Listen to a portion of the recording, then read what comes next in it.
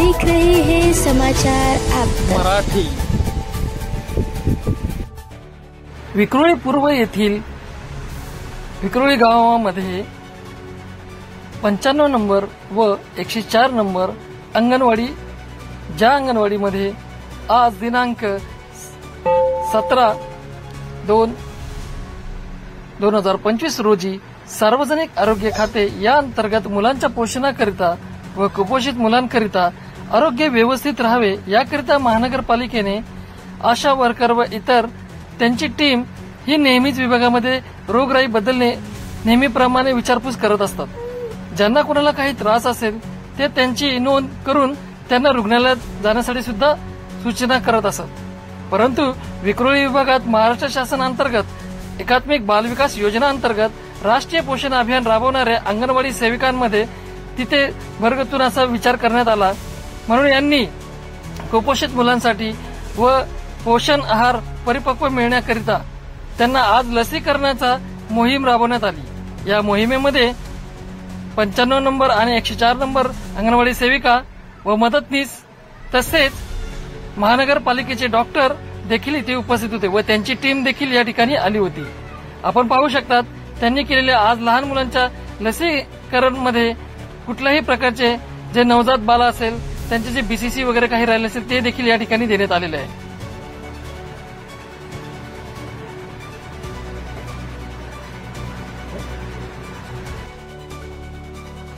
व ज्या मुलांचे डोस बाकी असतील 5 वर्षाचे 10 वर्षाचे ते देखील ते देण्यात आले आहे। तसेच ज्या महिला गर्भवती आहेत अशा महिलांना देखील ज्यांचे डोस बाकी आहेत ते सुद्धा इथे दिले गेले आहेत।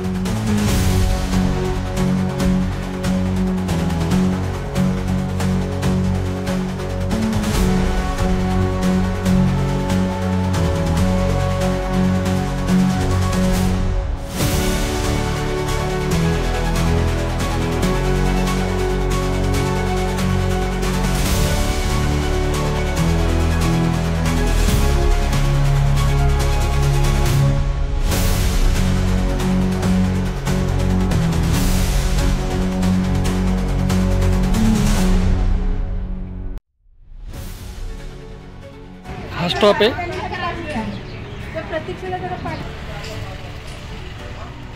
नमस्कार, आपण पाहतात समाचार आपतक। आज विभागामध्ये विक्रोळी गाव जे शहर आहे त्या ठिकाणी 95 नंबरची अंगणवाडी आणि 104 नंबरची अंगणवाडी या ठिकाणी महानगरपालिकेतर्फे सार्वजनिक आरोग्य खात्याच्या अंतर्गत 5 वर्षात 7 वेळा सुटणार नाही लस एकही वेळा असे बाळासाठी सुरक्षित लसीकरणाचे इथे कॅम्प लावण्यात आलेले आहे। जे कॅम्प लावलेले ऑर्गनायझर आहेत जे महानगरपालिकेचे पदाधिकारी आणि डॉक्टर सुद्धा इथे उपस्थित आहे। तसेच 95 नंबरची जी अंगणवाडी आहे त्या मॅडम अर्चना मॅडम आहेत आणि 104 नंबरची जी अंगणवाडी आहे त्याच्या मॅडम ज्या आहेत जयश्री मॅडम आहेत। आपण त्यांच्याशी देखील बोलणार आहोत। जयश्री मॅडम, आपण काय सांगू कॅम्प लावण्यासंदर्भात? आपण कॅम्प जो घेतला लहान मुलांच्या प्रगतीसाठी आणि सुरक्षेसाठी, काय सांगू शकतो?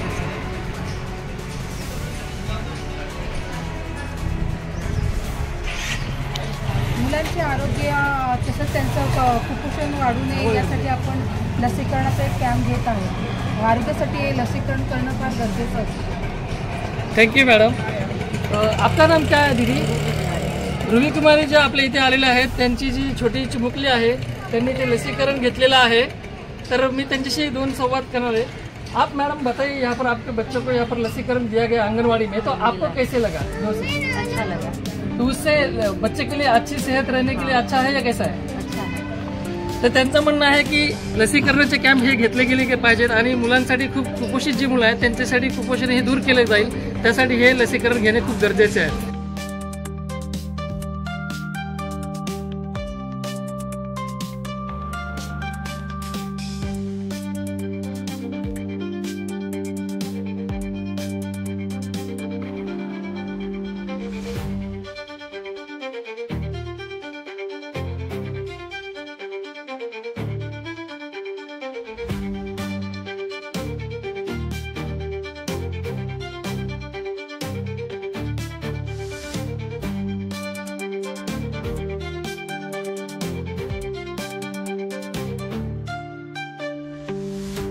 डॉक्टर वृषाली मॅडम आहेत, त्या आपल्याला जे लसीकरणाचं जे मुलांसाठी जे कुपोषित मुलं आहेत त्यांचं पोषण व्यवस्थित होत नाही, त्याकरिता आपण मॅडमशी बोलूया. त्या सांगतील की लसीकरण घेणं हे किती महत्त्वाचं आहे. मॅडम, तुम्ही काय सांगाल? आजकाल या पद्धती आजारांचं प्रमाण खूप वाढत चाललेलं आहे. तसेच लहान मुलांमध्ये रोगप्रतिकारक शक्ती असते ती पण खूप कमी असते. त्यामुळे प्रत्येक बालकाचं लसीकरण करणे खूप गरजेचं आहे. त्याच्यामुळे काय होतं की मोठे आजार आहे त्याच्यामध्ये जी रोगप्रतिकारक शक्ती आहे, आजारांशी लढण्याची ती उत्पन्न होते. म्हणून जन्मल्यापासून ते 16 वर्षाचे होईपर्यंत प्रत्येक बालकाचं लसीकरण जे आहे ते प्रत्येक बालकाने पूर्ण करून घ्यायला पाहिजे. तर अशा पद्धतीने मॅडमने खूप सुंदररित्या सांगितलेलं आहे. त्याचबरोबर तुम्ही बघू शकता त्यांचा पूर्ण स्टाफ बसलेला आहे आणि लसीकरणाचा कॅम्प हा सुरळीत चालू आहे.